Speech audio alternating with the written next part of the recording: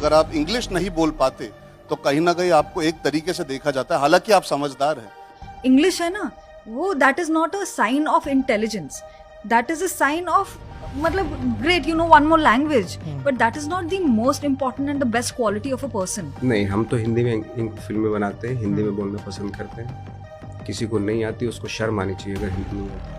और हिंदुस्तान का सबसे बड़ा विषय वही है, हिंदी समझ सकते पर आप फिर भी चाहते कि कोई अंग्रेजी में बात करे ताकि हम कूल लग सके जाती है, तो उस वजह से बहुत लोगों का मजाक उड़ाया जाता है, बहुत लोगों को सीरियसली तो वो चलता है। बट अगर हिंदी भाषियों से अगर वो हिंदी के अलावा इंग्लिश में बात करे, वो थोड़ा सा अजीब सा लगता है। सारे हिंदी के भी वर्ड ऐसे होते हैं जो बहुत डिफिकल्ट होते हैं, उसमें भी होता है, इंग्लिश में तो होता ही होता है। हिंदी मेरे सपनों की भाषा है, हिंदी मेरे अपनों की भाषा है, हिंदी मेरे राष्ट्र की भाषा है और हिंदी मेरे व्यवसाय की भाषा है।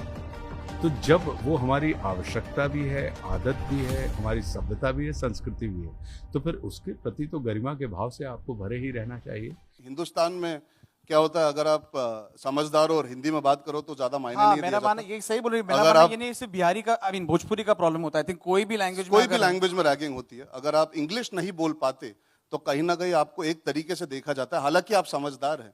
और हमने वो विषय उठाया फिल्म में कि आप वही इंटरव्यू में वही बातचीत होती है, जब ये खड़े होते हैं उनके सामने, वो कहते हैं आप बहुत समझदार हैं लेकिन आपकी अंग्रेजी पैदल है।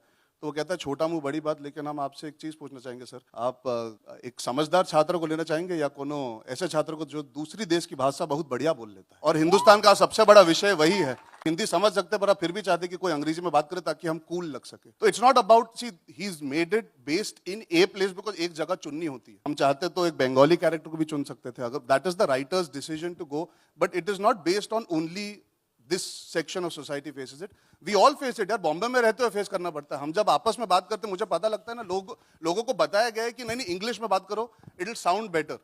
एक कॉन्शियसनेस आ जाती है तो आपकी बात आधी अधूरी रह जाती है, तो उस वजह से बहुत लोगों का मजाक उड़ाया जाता है, बहुत लोगों को सीरियस। हम लोगों को भी स्टेरियोटाइप कर लेते हैं ना, हम सोचते कि गांव से आया होगा तो वो हिंदी नहीं बोल पाता, मतलब वो स्टूपिड होगा, बट या डस्की होगा या मतलब इंग्लिश नहीं आती, मतलब बहुत सारे ऐसे स्टेरियोटाइप्स है, पर वो रियलिटी नहीं है। मतलब just because you are from a small town, in fact you are extremely smart.